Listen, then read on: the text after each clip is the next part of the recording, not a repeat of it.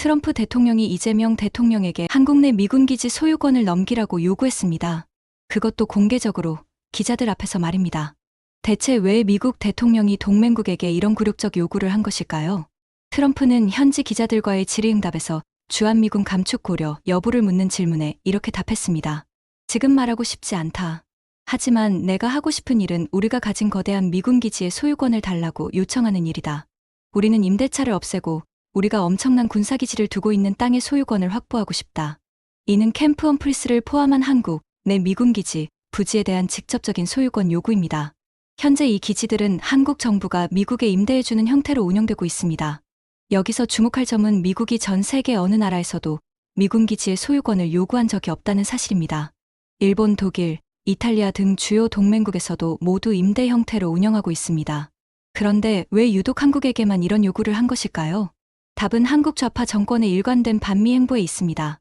문재인 정부 때부터 시작된 주한미군 철수 논의, 사드 배치 반대, 중국 눈치 보기 등이 누적되면서 미국의 불신을 키웠습니다. 미국 입장에서 보면 이런 겁니다. 중국 견제를 위해 한반도 군사 거점이 절대적으로 필요한데 한국 정치권이 정권 바뀔 때마다 주한미군에 대해 다른 입장을 보이니 불안할 수밖에 없는 거죠. 특히 이재명은 과거 언젠가는 주한미군이 철수할 수도 있다. 한반도 비핵화가 되면 주한미군 필요성도 재검토해야 한다는 식의 발언을 해왔습니다. 트럼프가 보기에는 이 사람들 또 주한미군 철수 얘기하겠구나라는 우려가 생긴 겁니다. 그래서 트럼프는 아예 미국 땅으로 만들어버리자는 극단적 해결책을 제시한 것입니다. 한국 정치가 어떻게 바뀌든 상관없이 미국이 중국을 견제할 영구적 거점을 확보하겠다는 전략적 의도인 거죠. 그런데 이재명은 이 중대한 요구에 어떻게 대응했을까요? 놀랍게도 명확한 답변을 하지 못했습니다. 트럼프가 한국의 주권과 직결된 이런 요구를 했는데도 이재명은 그저 참고 있자는 식의 소극적 자세만 보였습니다. 아마 무슨 말을 하는지도 제대로 이해하지 못했을 가능성이 높습니다. 이는 명백한 외교적 굴욕입니다. 동맹국 대통령이 우리 땅을 달라고 공개적으로 요구했는데 우리 대통령은 그에 대한 명확한 입장도 제시하지 못한 채 넘어가 버린 겁니다. 결국 이 모든 상황은 좌파 정권의 자업자득입니다. 안보에 대한 일관성 없는 정책, 반미, 친중 성향, 주한미군에 대한 부정적 인식이 누적되면서 미국이 이런 극단적 요구까지 하게 된 것입니다. 만약 한국이 우파든 좌파든 안보 분야에서 일관된 원칙을 유지해왔다면 이런 굴욕적 상황은 벌어지지 않았을 겁니다. 더 큰 문제는 이재명이 이 중대한 사안에 대해 아무런 대응도 하지 못했다는 점입니다. 국가 주권이 걸린 문제를 그저 넘어가 버린 겁니다. 이재명의 대응 실패로 인해 미군 기지 소유권 논쟁이 국내로 다시 불붙었습니다. 야당에서는 이재명이 또 굴욕 외교를 했다며 강하게 비판하고 있고 여당에서는 트럼프의 일방적 요구라며 책임 회피에 급급한 상황입니다. 하지만 근본적 원인은 명확합니다. 좌파 정권의 안보 정책 실패가 누적되면서 생긴 불신, 그리고 이재명의 외교 역량 부족이 만들어낸 필연적 결과인 것입니다. 하지만 이재명의 굴욕 외교는 여기서 끝이 아니었습니다. 트럼프에게 기지 소유권을 요구당한 것도 모자라 이번에는 또 다른 곳에서 예상치 못한 강력한 일격이 날아왔습니다. 그것도 이재명이 그토록 유화적으로 대해온 바로 그 상대로부터 말입니다. 과연 누가 어떤 이유로 이재명을 향해 또 다른 폭탄을 던진 것일까요? 바로 북한이었습니다. 그것도 이재명이 그동안 대화 상대라며 유화적으로 접근해온 바로 그 북한이 말입니다. 8월 27일 조선중앙통신이 발표한 논평의 제목부터 충격적이었습니다. 비핵화 망상증에 걸린 위선자의 정체가 드러났다. 그리고 이 위선자가 바로 이재명이라고 명시했습니다. 북한이 이렇게 격렬하게 반응한 계기는 이재명의 워싱턴 발언 때문이었습니다. 미국 현지 시각 8월 25일 워싱턴 DC 국제전략문제연구소 CSIS에서 이재명은 이런 발언을 했습니다. 한반도에서 NPT 핵 확산 금지 조약의 의무는 철저히 준수되어야 한다. 이 체제를 철저히 준수하고 비핵화 공약을 지킬 것이다. 북한은 가난하지만 사나운 이웃인데 억압하는 것으로만 해결되지 않는다. 적절히 관리할 수단도 필요하다. 여기서 주목할 표현이 바로 가난하지만 사나운 이웃입니다. 이재명은 북한을 동정하는 듯한 표현을 쓰면서도 동시에 사나운이라는 부정적 수식어를 붙인 겁니다. 북한의 반응은 즉각적이고 격렬했습니다. 국이고 국채인 핵을 영원히 내려놓지 않으려는 우리의 입장은 절대 불변인데 아직도 헛된 기대를 갖고 있는 것은 너무도 허망하지 않니? 가난하지만 사나운 이웃. 그것은 우리를 심각히 모독했다. 한국을 왜 적이라고 하면서 왜 더러운 족속들이라고 하는지를 보여주는 중대한 계기가 됐다. 북한은 이재명을 위선자, 망상증 환자라고 부르면서 더러운 족속이라는 극단적 표현까지 사용했습니다. 이는 북한이 한국 지도자를 향해 사용하는 욕설 중에서도 최고 수준에 격한 표현입니다. 여기서 아이러니가 발생합니다. 이재명은 그동안 북한에 대해 어떤 입장을 보여왔을까요? 북한과 잘 지내야 한다. 북한과 대화하고 싶다. 언젠가는 통일이 될 것이다. 한반도 비핵화가 되면 주한미군이 철수할 거다. 이재명은 북한을 향해 지속적으로 유화적 제스처를 보내왔습니다. 북한을 자극하지 않으려 노력했고 대화 가능성을 열어두려 했습니다. 그런데 정작 북한은 이재명을 향해 개꿈, 헛된 망상, 위선자라며 반지 낀 손가락 10개로 사정없이 때리는 겁니다. 이재명의 가장 큰 실수는 북한의 본질을 제대로 파악하지 못한 것입니다. 북한은 가난하지만 사나운 이웃이라는 표현에서 가난하지만이라는 동정적 수식어보다는 사나운이라는 부분에 더 크게 분노했습니다. 북한 입장에서는 자신들을 핵보유국이자 강력한 군사국가로 인정받고 싶어 하는데 사나운 이웃 정도로 격화시켰다고 본 겁니다. 또한 비핵화 공약을 지킬 것이다 라는 발언도 북한을 자극했습니다. 북한은 이미 핵보유국임을 기정사실화하려 하는데 이재명이 여전히 비핵화를 언급하니 망상증 환자라고 본 것입니다. 더 큰 문제는 우리 정부와 군의 대응이었습니다. 실제로 북한군 30여 명이 지난주 중부전선에서 군사분계선을 침범해 우리 군의 경고 사격을 받고 북쪽으로 되돌아간 사실이 있었습니다. 하지만 우리 군은 이를 즉시 발표하지 않았습니다. 왜일까요? 이재명이 북한과 잘 지내야 한다. 대화가 필요하다는 기조를 유지하고 있어서 군에서도 북한의 도발을 공개적으로 발표하기 어려운 분위기였던 겁니다. 그런데 북한은 오히려 적반하장격으로 먼저 이 사건을 공개했습니다. 감히 우리 군인들에게 12.7mm 대구경 기관총으로 10여 발의 경고 사격을 가하느냐? 엄중한 도발행위다 라며 오히려 우리를 비난한 겁니다. 결국 이재명의 대북 유화 정책이 얼마나 일방적이고 비현실적이었는지가 적나라하게 드러났습니다. 이재명은 북한을 대화 상대로 보며 온갖 선의를 베풀려 했지만 북한은 이재명을 비핵화 망상증에 걸린 위선자라며 공개적으로 조롱했습니다. 그동안 이재명이 보여준 유화적 대북관이 얼마나 한심한 일방적 짝사랑이었는지가 만천하에 드러난 겁니다. 북한은 이재명의 그 모든 유화적 제스처를 개꿈, 헛된 망상이라고 일축해버렸습니다. 완전히 바보 취급을 당한 셈입니다. 트럼프에게 기지 소유권을 요구당한 데 이어 이번에는 북한에게 위선자라며 공개적으로 모욕을 당한 이재명. 하지만 이재명의 시련은 여기서 끝나지 않습니다. 국내로 돌아오면 또 다른 폭풍이 기다리고 있기 때문입니다. 과연 무엇이 이재명을 기다리고 있을까요? 바로 노란봉투법이었습니다. 이재명이 해외에서 굴욕을 당하고 있는 사이 국내에서는 한국 경제를 뿌리부터 흔들 폭탄이 터졌습니다. 그것도 이재명과 민주당이 직접 점화한 폭탄 말입니다. 한국GM이 한국에서의 철수를 검토하기 시작했고 각종 중소기업들이 비명을 지르고 있습니다. 대체 노란봉투법이 뭐길래 이런 파장을 일으키고 있는 걸까요? 노란봉투법의 핵심은 사용자 범위 확대입니다. 쉽게 말해 하청업체 직원들이 자신들을 직접 고용하지 않은 원청업체 사장을 직접 찾아가서 요구할 수 있게 된 겁니다. 예를 들어보겠습니다. 삼성전자가 A회사에게 하청을 줬다고 해봅시다. 원래는 A회사 직원들이 임금 문제로 불만이 있으면 A회사 사장과 협상해야 했습니다. 하지만 노란봉투법 시행 후에는 A회사 직원들이 A회사 사장을 건너뛰고 직접 삼성전자 사장을 찾아가서 우리 임금 올려달라, 우리도 삼성전자 직원처럼 대우해달라고 요구할 수 있게 된 겁니다. 이게 무슨 의미인지 아시겠죠? 사실상 직고용과 같은 효과가 나타나는 겁니다. 이론이 아닙니다. 이미 현실에서 일어나고 있는 일들입니다. 삼성전자 협력사인 ENS 노조가 통상임금 지급 문제로 회사와 갈등을 빚자 ENS 사장을 건너뛰고 직접 삼성전자에게 너희들이 우리 문제를 해결해달라고 요구했습니다. 또 다른 사례도 있습니다.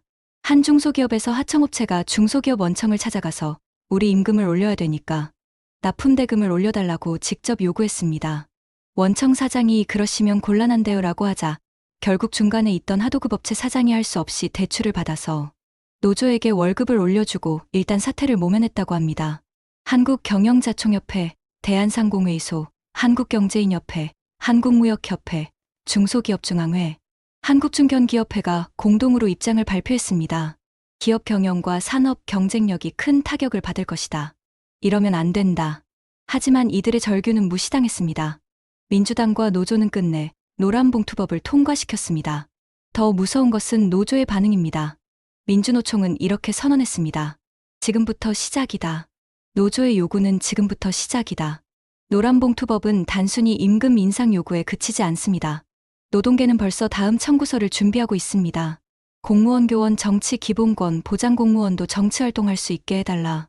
포괄적 차별금지법 제정, 재벌 해체, 수출 중심 경제구조 개편. 이게 바로 이재명에 대한 대선 청구서입니다.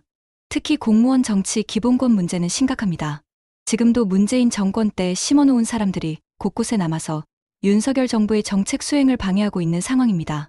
만약 공무원들이 정치색을 드러낼 수 있게 된다면 어떻게 될까요? 한쪽 정권이 들어서면 그 입맛에 맞는 공무원들만 설치게 되고 정권이 바뀔 때마다 행정부 전체가 흔들리게 됩니다. 그래서 공무원에게 정치적 중립성을 요구하는 건데 이것마저 무너뜨리려 하고 있습니다. 한국GM이 한국철수를 검토한다는 소식이 나왔습니다. 이는 시작에 불과할 수 있습니다. 노조가 일하기 싫다고 하자 회사들이 그럼 안녕하며 떠나고 있는 겁니다. 군산의 한국GM 공장은 이미 텅 비어 경제가 완전히 망가진 모습을 보여주고 있습니다. 노란봉투법으로 인해 기업 활동이 더욱 어려워질 것은 불보듯 뻔한 일입니다. 유예기간도 1년이 아니라 단 6개월밖에 주어지지 않았습니다. 현실은 이미 참혹합니다. 강남에서도 임대 공실이 늘어나고 있고 중소제조업체들이 하나둘 문을 닫고 있습니다. 그런데 노조는 이런 상황에서도 더 많이 달라고 요구하고 있습니다. 마치 나무를 베어가며 더 많은 열매를 달라고 하는 격입니다. 결국 노조 자신들이 일자리를 없애고 있는 겁니다. 노조가 과도한 요구를 하니까 기업들이 그럼 우리는 다른 나라로 간다며 한국을 떠나고 있습니다. 한국GM이 그 첫 번째 사례가 될 가능성이 높습니다. 노란봉투법 통과를 축하하는 언론들은 노사상생, 상생적 관계라는 말도 안 되는 표현을 쓰고 있지만 현실은 정반대입니다. 노사 관계가 극단적이고 소모적인 갈등으로 치달을 수밖에 없는 구조를 만들어 놓은 겁니다. 이재명이 돌아오면 이 모든 책임을 져야 합니다. 트럼프에게 굴욕당하고 북한에게 조롱당한 것도 모자라서 이제는 자신이 만든 경제정책 때문에 국민들의 생계가 위협받는 상황을 맞게 된 겁니다. 민노총이 지금부터 시작이라고 하니 앞으로 이재명에게 쏟아질 요구들이 얼마나 많을지 상상하기도 어렵습니다. 과연 이재명이 이 모든 폭풍을 감당할 수 있을까요? 경제가 이렇게 어려워지자 민주당이 내놓은 해법이 무엇인지 아십니까? 돈 풀자. 돈 더 풀어. 아, 그거 뭐 돈 좀 더 풀면 되지 뭐. 돈 없으면 돈 찍어내. 국채 발행해.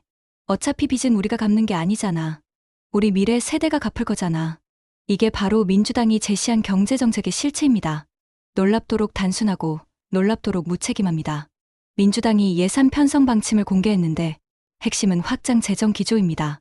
그들의 논리는 이렇습니다. 국민 주권 정부니까, 국민이 주인인 나라니까, 국정 철학에 맞춰 국민을 위해 재정이 적극적인 역할을 해야 되는 거 아니냐?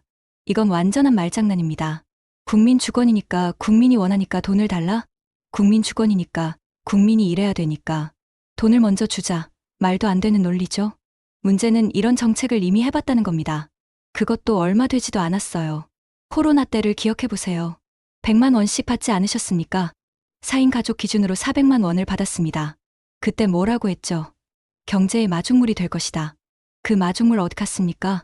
마중물이 아예 증발해버렸어요. 또 돈을 풀었습니다. 지역화폐라고 하면서 서울페이, 경기도페이, 각 시마다 다른 지역화폐를 만들어서 돈을 뿌렸습니다. 결과가 어떻게 됐나요?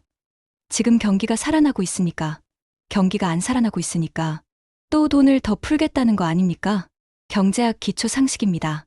돈이 풀리면 어떻게 됩니까? 물가가 올라갑니다. 그럼 물가를 잡기 위해서 또 어떻게 합니까? 또 돈을 풉니다. 그럼 어떻게 되죠? 물가가 더 올라갑니다. 이게 바로 악순환의 고리입니다. 돈을 풀어서 경기를 부양하려 하면 물가가 오르고, 물가가 오르니까 서민들이 어려워지고, 서민들이 어려우니까 또 돈을 풀고, 끝이 없는 악순환입니다. 실제로 코로나 때 돈을 풀고 나서 물가가 얼마나 올랐습니까? 라면값, 치킨값, 커피값 다 올랐죠. 그런데 또 같은 실수를 반복하겠다는 겁니다. 지역화폐 정책을 보면 더욱 가관입니다. 서울에서는 서울페이, 경기도에서는 경기페이, 각 시마다 다른 지역화폐를 만들어서 할인 혜택을 주며 사용을 유도했습니다. 예산을 쏟아부어가며 말입니다. 결과적으로 누가 이득을 봤을까요? 지역화폐를 만드는 카드회사들과 관련 업체들만 돈을 벌었습니다. 정작 경기 부양 효과는 미미했죠. 더 웃긴 것은 지역화폐로 할인받아서 절약한 돈으로 사람들이 다른 곳에서 소비를 했다는 점입니다. 결국 소비의 이동만 일어났을 뿐 전체 소비량이 늘어난 것도 아니었습니다. 그런데 이런 정책을 주장하는 민주당 의원들 자신은 어떻게 하고 있을까요? 부동산에 투자해서 부동산으로 돈 벌고 있습니다. 자신들은 자산 증식에 여념이 없으면서 국민들에게는 돈 나눠줄 테니까 만족하라는 식입니다. 더 가관인 것은 진성준 정책위원장 같은 경우입니다. 자기 자신은 주식을 해본 적도 없으면서 주식과 관련된 정책을 내세우겠다고 하고 있습니다. 코스피 5천 만들겠다고 하더니 알고 보니까 자기들 재산은 전부 부동산이었습니다. 개미 투자자들의 비명이 들리지 않는 것처럼 민주당은 대주주 요건을 약화시키고 주식 거래세를 올리겠다고 하고 있습니다. 이게 얼마나 모순적입니까? 코스피 5천 만들겠다고 하면서 주식 거래세는 올리겠다. 개미 투자자들을 주식시장으로 유인해놓고는 세금으로 털어먹겠다는 소리입니다. 주식을 해본 적도 없는 사람이 주식 정책을 만들고 부동산만 가지고 있는 사람들이 주식 투자하세요라고 권하는 상황입니다. 결국 민주당의 확장재정 정책은 경제 살리기가 목적이 아닙니다. 표 사기가 목적입니다. 돈을 나눠주면 당장 좋아할 사람들이 있으니까 그 표를 얻기 위한 포퓰리즘 정책인 겁니다. 국민 주권이라는 그럴듯한 이름을 붙였지만 실상은 국민들한테 돈 뿌려서 표 사자는 겁니다. 가장 무책임한 부분은 이겁니다. 지금 돈을 풀어서 생기는 빚은 누가 갚습니까? 현재 정치인들이 갚는 게 아닙니다. 우리 미래 세대가 갚아야 합니다. 지금 태어나는 아이들, 앞으로 태어날 아이들이 우리가 쓴 돈을 평생 갚아야 하는 겁니다. 그런데 민주당은 이에 대해 아무런 책임감이 없습니다. 어차피 우리가 갚는 것도 아니고 미래 세대는 나를 못 보잖아. 상관없잖아. 이런 마인드입니다. 결국 민주당의 경제정책은 경제학 기초도 모르는 사람들이 만든 정책입니다. 돈을 풀면 물가가 오른다는 기본 상식도 없고 과거 실패 사례에서 아무것도 배우지 못했습니다. 앞뒤 안 맞는 모순적인 경제정책을 내놓고 있으니 경제가 제대로 돌아갈 리가 없습니다. 코로나 때 100만 원 나눠준 것도 실패, 지역화폐도 실패. 그런데 또 같은 방식으로 돈을 풀겠다. 이것이야말로 진짜 망상입니다. 이 모든 정책의 최종 책임자는 이재명입니다. 트럼프에게 굴욕당하고 북한에게 조롱당하고 노란봉투법으로 기업들이 떠나가는 것도 모자라서 이제는 무책임한 확장재정으로 인한 경제 혼란까지 감당해야 하는 상황입니다. 국민들의 삶은 점점 어려워지는데 해법이라고 내놓는 것은 돈 더 뿌리기 뿐입니다. 과연 이재명이 이런 방식으로 경제를 살릴 수 있을까요? 아니면 더 큰 경제적 재앙을 불러올까요? 지금까지 살펴본 이재명의 행보를 종합해보면 한 가지 결론에 도달합니다. 완벽한 실패작입니다. 트럼프에게는 미군 기지 소유권을 요구당하며 굴욕을 당했고 북한에게는 비핵화 망상증에 걸린 위선자라며 공개적으로 조롱당했습니다. 국내로 돌아오니 노란봉투법으로 기업들이 떠나가고 있고 그에 대한 해법으로는 돈 더 풀기라는 무책임한 정책만 내놓고 있습니다. 이재명은 말 그대로 사면초가에 몰린 상황입니다. 어디를 둘러봐도 저뿐이고 어떤 정책을 내놓아도 실패로 이어지고 있습니다. 이런 상황이 지속되면서 반정부 대열이 급속도로 커지고 있습니다. 경제가 어려워지니 서민들의 불만이 폭발하고 있고 기업인들은 노란봉투법 때문에 경영에 큰 부담을 느끼고 있습니다. 중산층은 확장재정으로 인한 물가 상승과 세금 부담 증가를 우려하고 있습니다. 더 큰 문제는 이재명을 지지했던 세력들 내부에서도 균열이 일어나고 있다는 점입니다. 조국혁신당이 등장하면서 호남 지역에서 이재명에 대한 반감이 커지고 있고 민주당 내부에서도 이재명의 리더십에 대한 의문이 제기되고 있습니다. 조국이 내가 왜 자숙해야 하느냐? 펄펄 살아있는데 내가 왜 나와서 정치를 못하느냐? 자숙하는 것은 정치인의 도리가 아니다라며 여기저기 활개치고 다니고 있습니다. 메기 한 마리를 풀어놓은 격입니다. 민주당에서는 자중하라고 하지만 조국은 들을 생각이 없습니다. 이로 인해 중도층이 떠나가고 있고 호남에서는 오히려 조국혁신당이 지방선거에서 민주당을 이길 수도 있는 상황입니다. 지난번 지방선거에서도 그 조짐을 보여줬죠. 결국 이재명은 외부의 적들과 싸우는 것도 모자라서 내부의 분열까지 감당해야 하는 상황에 처했습니다. 민노총이 지금부터 시작이다라고 선언한 것도 이재명에게는 큰 부담입니다. 노란봉투법은 시작에 불과하고 앞으로 공무원 정치기본권 보장, 포괄적 차별금지법 제정, 재벌 해체 등 더 큰 요구들이 줄줄이 기다리고 있습니다. 이재명이 이 모든 요구를 다 들어줄 수는 없습니다. 들어주면 경제가 완전히 붕괴되고 들어주지 않으면 노조의 집중 공격을 받게 됩니다. 진퇴양난에 빠진 셈입니다. 다행히 국민의힘은 이번에 전열 정비를 제대로 했습니다. 장동혁 당대표가 이견 내부 총질이 더 무섭다며 내부 단속에 나섰고 그동안 탄핵에 동조했던 세력들을 견제하는 시스템을 만들었습니다. 박근혜 대통령 탄핵이 성공한 이유가 바로 국민의힘 당시 새누리당 의원 12명이 배신해서 탄핵에 동조했기 때문이라는 것을 모두가 알고 있습니다. 탄핵으로 가면 나올 수가 없다는 것도 잘 알고 있죠. 그래서 국민의힘이 내부 총질을 막고 단합된 모습을 보여준다면 이재명의 각종 정책 실패와 외교적 굴욕을 효과적으로 공격할 수 있을 것입니다. 이재명이 받고 있는 타격의 양상을 보면 정말 완벽한 연쇄 반응이 일어나고 있습니다. 먼저 해외에서는 어떤 일이 벌어졌습니까? 트럼프를 만나러 갔다가 미군 기지 소유권을 달라는 굴욕적 요구를 받았습니다. 그것도 기자들 앞에서 공개적으로 말입니다. 동맹국 대통령이 이런 요구를 받는다는 것 자체가 외교적 참사죠. 그런데 여기서 끝이 아니었습니다. 이번에는 북한이 나섰습니다. 그동안 이재명이 대화 상대라며 유화적으로 대했던 바로 그 북한이 비핵화 망상증에 걸린 위선자라며 공개적으로 조롱한 겁니다. 해외 순방에서 성과는 하나도 없고 굴욕만 당하고 돌아온 셈입니다. 국내 상황은 어떻습니까? 노란봉투법이 통과되면서 기업들이 한국 떠날 준비를 하고 있습니다. 한국GM이 그 첫 번째 신호탄을 쏘아 올렸죠. 그런데 민노총은 지금부터 시작이다라며 더 큰 요구들을 준비하고 있습니다. 공무원 정치기본권, 차별금지법, 재벌 해체까지. 이재명이 이 모든 요구를 들어줄 수는 없고 안 들어주면 노조의 집중 공격을 받게 됩니다. 당내 상황도 만만치 않습니다. 조국혁신당이라는 변수가 등장하면서 호남 지역의 지지 기반이 흔들리고 있습니다. 중도층은 이미 등을 돌리기 시작했고 민주당 내부에서도 이재명의 리더십에 대한 의문이 제기되고 있습니다. 경제 분야는 어떻습니까? 확장 재정으로 돈을 뿌리겠다고 하지만 이는 물가 상승으로 이어질 것이 뻔합니다. 서민들의 생활은 더욱 어려워질 것이고 그 책임은 고스란히 이재명에게 돌아갈 겁니다. 이 모든 문제가 동시다발적으로 터지고 있다는 점이 핵심입니다. 보통은 한 분야에서 문제가 생기면 다른 분야의 성과로 만회할 수 있는데 이재명은 모든 분야에서 동시에 위기를 맞고 있습니다. 하나씩 해결하기도 어려운 문제들이 연쇄폭탄처럼 터지고 있는 거죠. 결국 이 모든 것이 이재명 자신이 만든 결과입니다. 안보 정책에서 일관성이 없으니 트럼프가 극단적 요구를 하게 됐고 북한에 대한 유화적 환상을 가지고 있으니 망상증 환자 소리를 들었습니다. 노조 눈치만 보며 노란봉투법을 통과시키니 기업들이 떠나가고 경제 정책은 포퓰리즘에만 매몰되어 있으니 근본적 해결책이 없습니다. 모든 것이 연결되어 있고 모든 것이 이재명의 잘못된 판단에서 시작된 겁니다. 이재명이 과연 임기를 끝까지 채울 수 있을까요? 현재 상황으로 볼 때 매우 어려워 보입니다. 국정 운영 능력 부족, 외교적 굴욕, 경제정책 실패, 내부 분열 등이 복합적으로 작용하면서 이재명의 정치적 기반이 급속도로 무너지고 있기 때문입니다. 특히 경제 상황이 더욱 악화되고 노조의 요구가 계속 늘어날 경우 국민들의 분노는 걷잡을 수 없이 커질 것입니다. 그때가 되면 이재명은 정말로 사면초가에 몰리게 될 것입니다. 앞으로 몇 개월이 이재명 정권의 운명을 가를 중요한 시기가 될 것 같습니다. 노란봉투법의 파급 효과가 본격적으로 나타나고 확장 재정으로 인한 물가 상승이 체감되며 조국혁신당과의 갈등이 심화될 때 과연 이재명이 이 모든 위기를 감당할 수 있을지 지켜봐야 할 것입니다. 여러분도 이재명의 행보를 계속 주시해 주시기 바랍니다.